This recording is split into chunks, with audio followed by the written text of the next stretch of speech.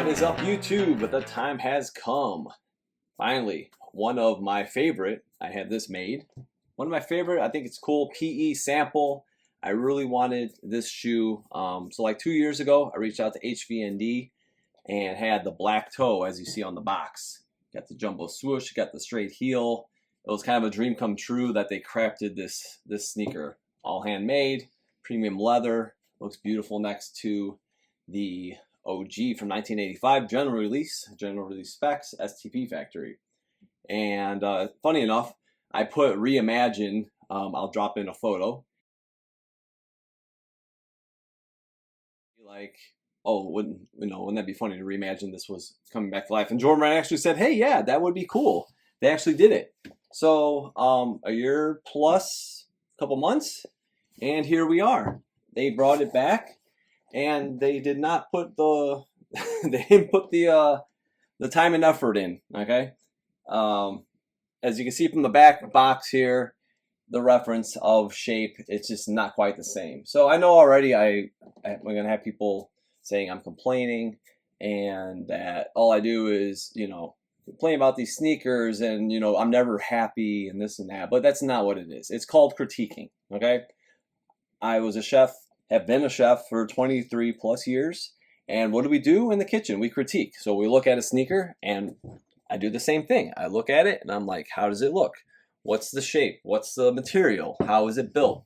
So now I look at this and I do the same thing, and I'll be completely honest. Like, it's not personal, and people get so personal, and it's pretty funny. But again, it's not trying to please the brand, not trying to please anybody, but just to give you guys a full 100% honest opinion and based on fact of materials used, construction, build, all that fun stuff. So with that being said, what I would like to have seen with this sneaker is to have had at least this cut. Okay, so we had the black and red. As you can see, the toe box right off the bat looks better. The black and red, the new Retro 85 specs. If you guys saw my previous video, it looks great. Now, for me, every single Jordan 1, including these, including any new adaptation colorway, like you've taken the time and effort to create this with the Retro 85s, just scrap all the old molds. Like, there's no need. There's absolutely no need to keep creating sneakers with this wonky shape, just straight up wonky.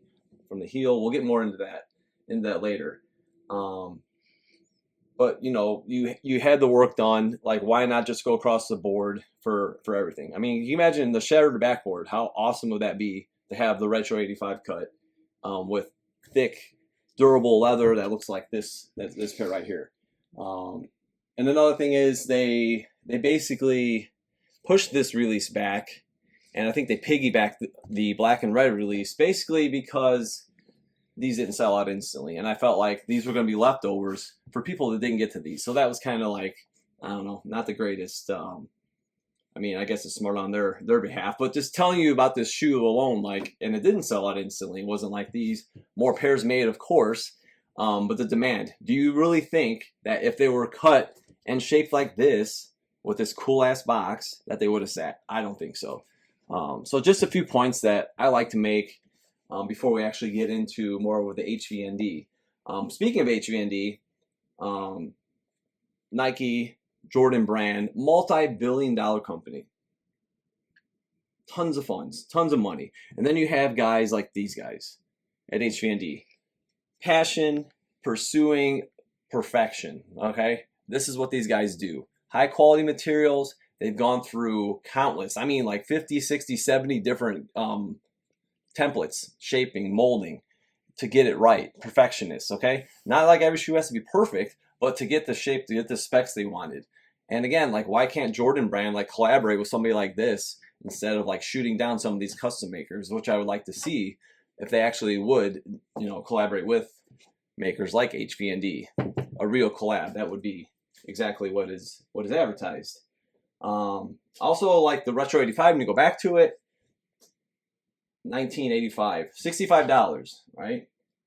Today, that is roughly 190 bucks. So inflation price, $190. These were $250. So kind of gouging us on some of these prices too. So I just want to point that out. These were, I think, 180. So it's more around what the price was in 1985 for this pair. But yeah, last but not least, before we get into comparison with HVND and the 2025 Black Toe Reimagined, quote unquote, the good stuff I would like to say about this release is the leather. The leather is it's nice. You know, it's not bad quality. I do like it. I would say like the red and the black portions. Like the red, it really reminds me of the Reimagined Chicago's, which are in the same boat, same shape, all that. I wish that release they had like done the same Retro 85 specs, especially with the packaging with the aged box and all that stuff. The black panels, it reminds me of the Retro 85 black and white, but overall the leather is solid. So that's definitely one of the good things. I think it's really cool. My very best, I'll drop in photos because Jordan's prototype, his PE, he actually did sign. If you could see that in the light, it says my very best, Michael Jordan. That is really cool. And I believe it's UV sensitive. So that I really do think is a neat thing. This sneaker just could have been so much cooler with more attention to detail overall. Again, the bad I would say is the cut, the overall cuts in the shape and the construction. Just straight up ugly shape, especially that heel. It's just got this crazy lean. Wait till you see it next to this bad boy. But again, like what you like, buy what you buy, by all means. My full opinion, I will always give you guys just that. And next we are going to hop right into the comparison. All right, so first off, for the record, these are both size 11 scale, and we got our Jordan brand Reimagined Black Toe next to our HVND. The patina on the leather, it's got slightly more patina, more of that vintage finish, and this is more bright white, brand new, kind of factory fresh. If you look at the toe cut, and I think there's some photos, obviously you can see on the back of the box right here how low it comes at vamped down right here. If you look at the toe cut on HVND, this is one of the key things that they actually did is get that shape, and we'll see from the side too. And again, you can see it just higher cut on the new retro, just a low profile, sleek toe box, quality leather. I wore these like twice, 2 or 3 times, but you get to see like the wrinkling. And the more you wear them, the better. But you can tell the wrinkling on the leather. It looks and feels like the old school, original Air Jordan, original Nike. That's the good quality stuff that they have. That's what they're using. Heights, like I always say, it's more of the mid cut. So when you come up, and you will see the collar cut. This one's a little taller. It's more like a true high top cut, and a little lower. Tongues, we can look at the tongue tag. You got the finer stitching that we see more on the modern day retros, which again would have been cool. Coulda, shoulda, woulda. Here it is. That's what we would like to have seen. Right there. The old school weave, got that nice finish. Jordan's trying to fall on us. That's what we'd like to have seen, but that's not what we got. We got more refined. I'm just gonna drop them. And then we had on HVND, they kind of have that mocked old school stitch. That looks really good. It's a little less padded than the Reimagined Black Toe. Next, we're going to give them a flip. All right, before we get into the heel a little more, but we're just going to look. This is another cool part I really like of the accessories, you could say. So you got Jordan, you got the skyline. We got some behind the scenes shots with the orange Nike basketball shoe, which is really cool.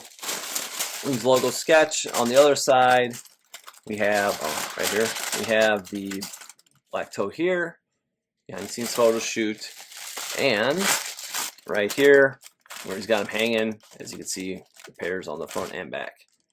Really cool. So the black and red and the Black Toe that we are reviewing. So, but that was definitely the packaging overall, wonderful presentation, really, really good. All right, so as we look at the heel, again, we can see that it's higher cut.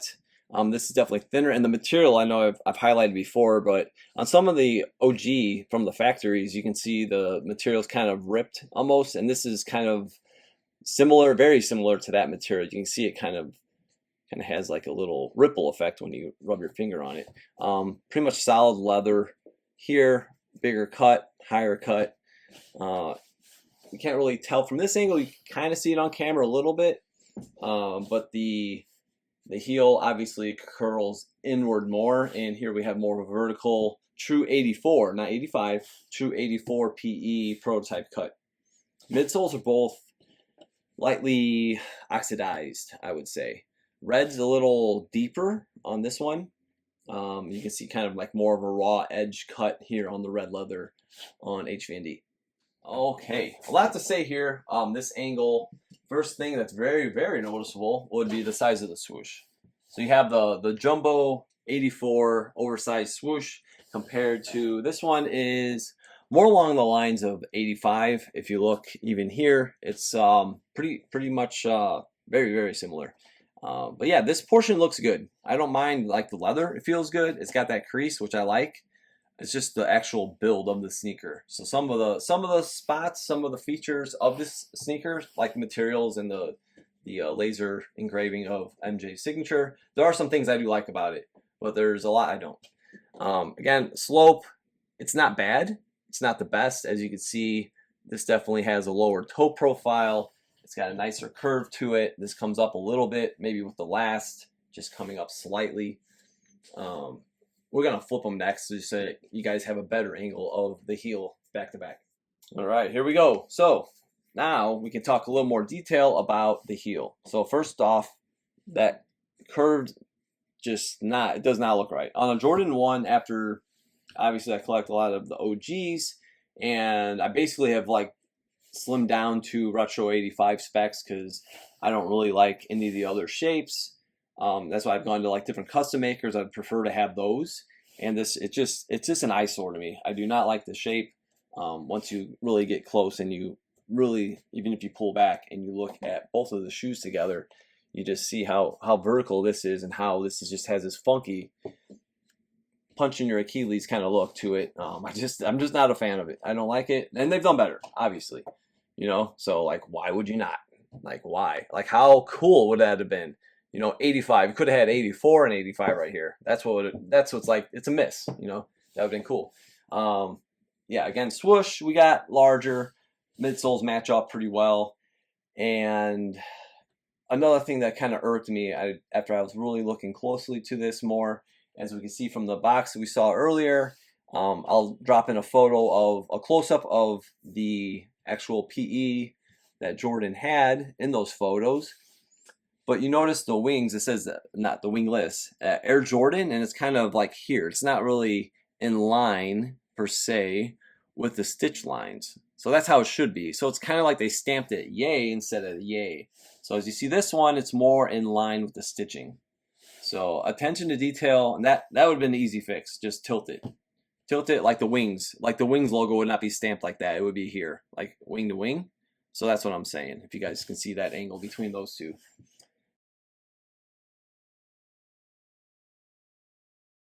All right, just a quick look at the outsoles. The new reimagined, it has a little lighter. I don't know if it's going to show up on camera. This is a little deeper red that they use. And they use like actual Nike soles. So these came off of, they always want to use authentic, excuse me, soles, not a replacement. Replica is what from what I understand, a lot of people are discussing, that like VRL and Developer Boring, that's what they've done. So they've used more of like straight from another retro for the soles. But yeah, just to show you guys a really quick shot of that, both, you know, match up pretty well.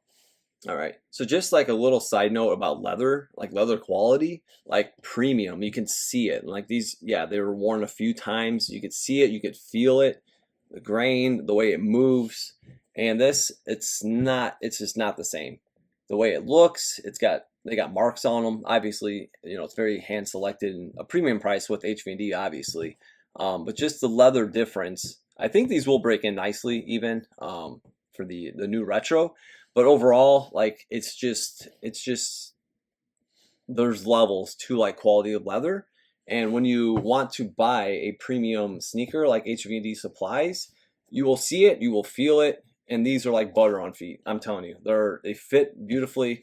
Like the lacing system, it's more narrow compared to, I mean, obviously I could squeeze this. I'm sure somebody's gonna be mad that I didn't lace these up, but guess what? I don't care. The build, the construction, it's more narrow, it's snug to your foot, they're super comfortable. So if you guys ever decide to grab a pair, which, you know, yeah, they're premium price, but they're well under $1,000. And I know other customizers that are doing handmade, custom, all, you know, 100% handmade, and they're well over $1,000. And HVND, they're very, very well below that.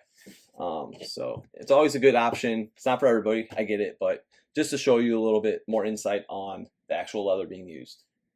All right, so we have it. That is it for the review. We always like scoring these. I would say for this retro, all the things considered, I'll give it a 7. Okay, and that might be a little generous on my end for how I really feel, but overall, like as much as it could have been so much better, I think so much closer to that. I give it a 7 overall because this shoe absolutely, pun intended, as I put it on top, it destroys this version.